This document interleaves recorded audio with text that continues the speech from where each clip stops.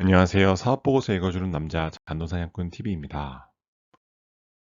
오늘 살펴볼 기업은 핸드폰을 쓰시는 분들이라면 한 번쯤은 들어보셨을 텐데요. 주식회사 SK텔레콤에 대해서 살펴보는 시간을 갖도록 할게요. 준비되셨으면 바로 시작해 보겠습니다. 기업의 적정 주가입니다. 절대평가 방식으로 계산해 본 방식인데요. 실제 현재 주가가 주당 49,000원에 거래가 되고 있는 상황에서 2023년도 예상 ROE인 7.72%를 대입해 보면 적정 주가는 36,000원대가 나오는 것을 알 수 있습니다.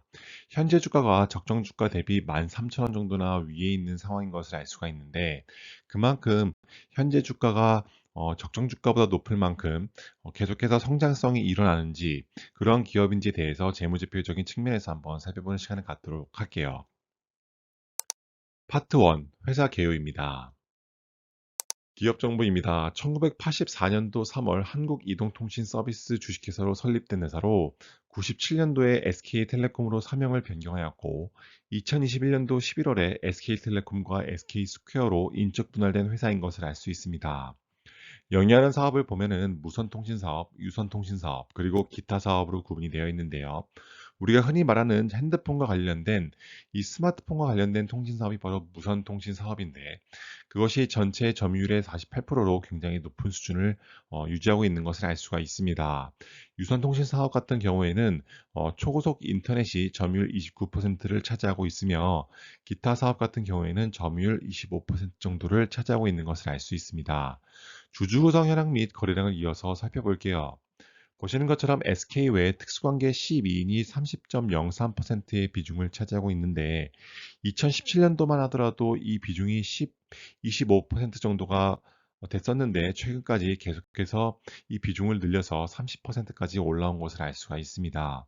국민연금이 7.54%의 비중을 차지하고 있고 자사조는 0.37% 정도가 되는 것을 알 수가 있습니다. 거래량을 이어서 살펴볼게요. SK텔레콤은 0.44%의 거래량을 보이고 있어서 KT의 0.24, LG유플러스의 0.17보다는 높은 수준의 거래량을 보이는 것을 알 수가 있습니다. 대표이사는 유영상 씨가 2021년도 11월부터 맡고 있으며 박정호 대표이사는 분할로 인해서 등기이사를 사임한 것을 알 수가 있습니다. 코스피 시장에는 89년도에 상장이 되었고 연결 종속 회사는 23개사 정도가 되는데 대표적인 것이 SK브로드밴드와 SK텔링크 등이 있습니다. 본사는 서울특별시 중구에 있습니다. SK텔레콤과 SK스퀘어의 인적 분할에 대해서 살펴보면 도움이 될 텐데요.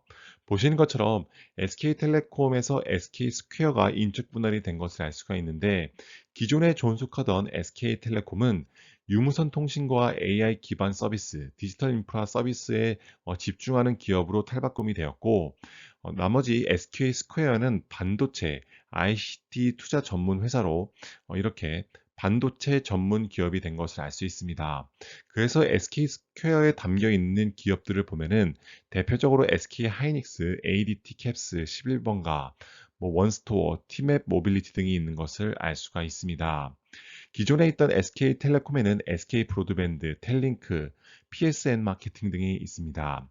연간 매출이 2020년도 기준으로 봤을 때 SK텔레콤은 15조이고 이것이 2025년도에는 22조 원까지 늘어날 것으로 예상이 되고 있는데 실제 SK스퀘어 같은 경우에는 순자산 가치만 26조 원이고 2025년도에 75조 원으로 늘어난다는 것을 알 수가 있습니다.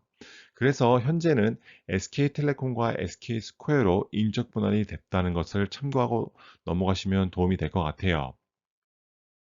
사업 부문별 매출액 추이입니다. 앞에서 살펴봤듯이 사업 부문은 크게 무선, 유선, 기타 사업으로 되어 있고요.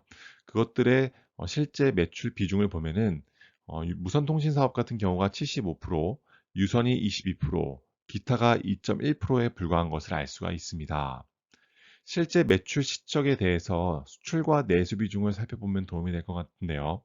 보시는 것처럼 내수의 비중이 압도적으로 높은 기업이라는 것을 알 수가 있습니다. 사업 부문별 시장 여건입니다. 이동전화, 무선 데이터, 알뜰폰 등의 무선 통신 사업과 초고속 인터넷, 데이터 및 통신망 임대 서비스를 포함한 유선 통신 사업이 있는 것을 알 수가 있습니다. 이 유선과 무선의 통신 사업 판매를 플랫폼을 통해서 구축해서 실제 무선 데이터를 쓰는 다시 말해서 휴대폰을 사용하는 SKT 가입자들이 초고속 인터넷까지 사용할 수 있게 두 인터넷을 왔다 갔다 할 수 있게 하는 플랫폼을 구축했다라고 보시면 될 것 같아요. 진행 중인 투자 및 향후 투자 계획을 살펴보면은 보시는 것처럼 진행 중인 투자는 이게 용량 증설 및 품질 향상 서비스 개선에 대한 내용이 대부분이고 향후 투자 계획은 미정으로 나와 있는 것을 알 수가 있습니다. 대부분의 경우 5G 네트워크 서비스에 대한 확대 내용이 차후에 발표가 될 것이라고 예상을 해볼 수 있을 것 같아요. 파트 2 재무제표 분석입니다. 자산부채 자본의 연도별 증감률에 대해서 살펴볼게요. 17년도부터 20년도까지는 꾸준히 자산부채 자본이 증가한 것을 알 수가 있는데 2021년도에 급격하게 줄어든 것은 이 회사의 가치가 훼손되었기 때문이 아니라 인적 분할로 인해서 발생된 것이라고 보시면 될 것 같아요. 그렇기 때문에 이 증감률에 대한 케이거 기준도 실제로 참고하지 않아도 되는 정보라고 보시면 될 것 같습니다. 2021년도 기준으로 보면은 자본금이 305억 원, 부채의 비중이 18조 5천억 원 정도가 되고 이 회사의 지배주주 지분의 자본이 11조 5천억 원 정도가 되는 것을 알 수 있습니다.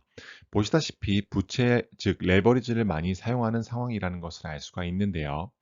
그렇지만 실제 이자 비용 발생 부채에 대한 지표인 이자 보상 배율을 살펴보면은 4.96배로 실제 이 회사가 부채를 사용하고도 충분히 영업이익으로 발생시킨 돈을 커버할 수 있다.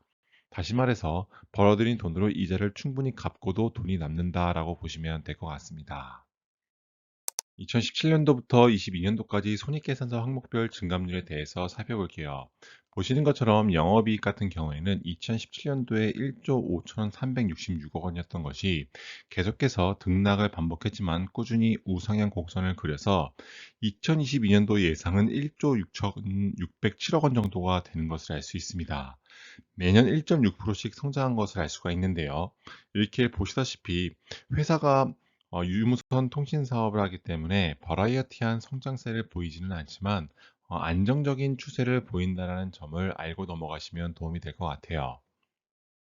자산부채 자본을 영업 성격과 비영업 성격으로 나누어서 실제 ROIC에 대한 추세와 비영업 성격의 순자산이 어떠한 추이를 보이는지 살펴보도록 하겠습니다. 2019년도에는 2.98%, 20년도에는 4.95, 그 다음에는 13.49%로 ROIC가 계속해서 개선되는 상황을 보이는 것을 알 수가 있습니다.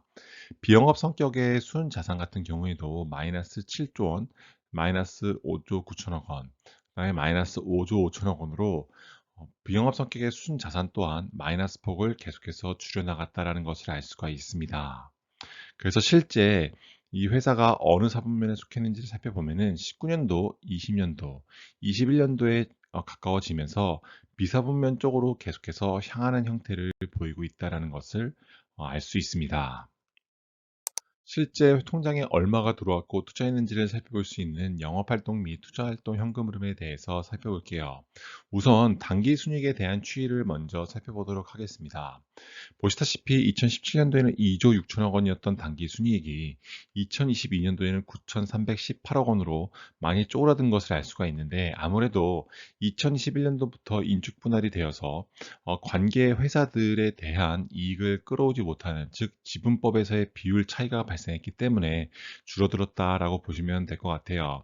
그럼 같은 기간 동안 영업활동 현금 흐름은 어떤지를 살펴보면은 2022년도 예상 영업활동 현금 흐름이 4조 8천억 원으로 실제 단기 순이익에 비해서 압도적으로 질이 좋은 상황, 높은 상황을 보이고 있는 것을 알 수가 있습니다.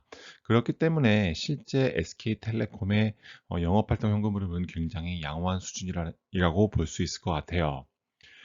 같은 기간 동안 잉여현금 흐름, 즉 프리캐시플로우에 대한 추이도 2020년도부터 22년도까지 조금 하락 추세를 보이고 있지만 인적 분할에 대한 효과, 그 다음에 경기가 계속해서 하향 곡선을 그리고 있다라는 추세, 그 다음에 5G에 대한 투자 증가에 대한 이 효과로 다음과 같이 잉여 현금 흐름이 조금은 줄어들었습니다만 영업활동 현금 흐름에서 굉장히 양호한 수준을 보이고 있다라는 거 알고 넘어가시면 될 것 같아요. 실제 그 기간 동안 K거 기준으로 내용을 한번 살펴보면은 단기 순이익은 19%씩 역성장을 했지만 영업활동 현금 흐름은 오히려 5%씩 성장을 했고 이익의 현금 흐름 또한 8%씩 성장한 것을 알 수가 있습니다. 캐펙스는 3%씩 성장을 했고 코스피 주가가 5년 동안 마이너스 2%씩 매년 역성장할 때 SK텔레콤은 플러스 2%씩 성장한 것을 알 수가 있습니다. 현금을 주주에게 나눠주는 배당 성향 및 배당 현황입니다. 5년치 배당률에 대해서 살펴볼게요. 2017년도에는 주당 2,000원이었던 배당금이 계속해서 4년 동안 2,000원을 유지하다가 2021년도에 2,660원으로 소폭 오른 것을 알 수가 있습니다. 실제로 K거 기준으로 살펴보면은 주당 배당액은 7.4%씩 성장을 했고 현금 배당 수익률은 5.2%씩 성장을 했으며 배당 성향은 2.3%씩 성장한 것을 알 수 있습니다. 다만 2019년도에는 배당 성향이 82.15%까지 올라서 실제 100원이라는 돈을 벌었을 때 82원 정도에 해당되는 돈을 전부 배당에 사용했다라는 것을 알 수가 있습니다. 그러한 추세가 감소해서 2021년도에는 29.78으로 많이 내려왔지만 이런 추세가 급격하게 오르고 내리는 것은 실제 배당 성장주로서는 조금 아쉬운 면모라고 볼 수 있을 것 같아요. 국고채 3년 기준이 4.11%인데 실제 이 회사의 현금 배당 수익률이 4.59%인 점을 본다면 실제 SK텔레콤을 배당주로 갖고 가기에는 매력적으로 다가올 수 있을 것 같아요. 파트 3. 기업의 적정 가치 및 제한입니다. 기업의 현재 주가와 적정 주가를 비교해 봤는데요. 보시는 것처럼 SK텔레콤부터 현대차까지 현재 주가의 추이는 다음과 같이 나오고 있습니다. 그 기업들의 적정 주가는 다음과 같이 나오고요. 실제 적정 주가 대비 현재 주가가 다음과 같이 퍼센트로 표시가 되어 있습니다. SK텔레콤 같은 경우에는 현재 주가가 적정 주가보다 높아 약 33% 이상 고평가되어 있는 상황이라는 것을 알 수가 있습니다. 삼성전자 같은 경우에는 현재 주가와 적정 주가가 거의 비슷한 상황이고 현대차 같은 경우에는 오히려 적정 주가가 현재 주가보다 훨씬 업사이드에 있다는 것을 알 수가 있어요. 다시 말해서 기업들이 처한 상황에 따라서 현재 주가와 적정 주가가 뒤바뀔 수 있는 상황이라는 점을 알고 넘어가시면 됩니다.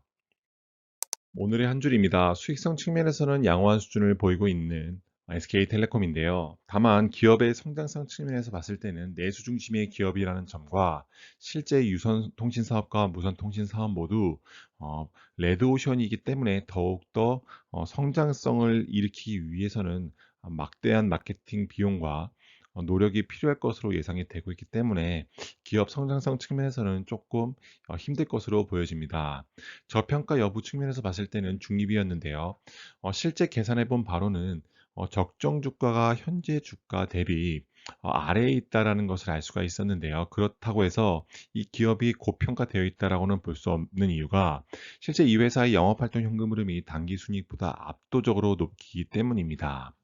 배당 성장성 측면에서 봤을 때는 최근 5년 동안 배당을 줄이지는 않았고 계속해서 배당을 유지하거나 늘려나가는 추세를 보이고 있기 때문에 배당 성장성 측면에서는 양호한 수준을 보이고 있다라고 판단해 볼 수 있습니다. 재무 건전성 측면에서는 보통 수준인데요. 실제 이 회사의 비영업 성격의 순 자산이 마이너스 5주 정도가 되어서 그 마이너스 폭이 점차 3년 동안 감소한 추세를 보였지만 계속해서 아직까지도 마이너스에 머물러 있다라는 점은 조금 아쉬운 점이라고 볼 수 있을 것 같아요.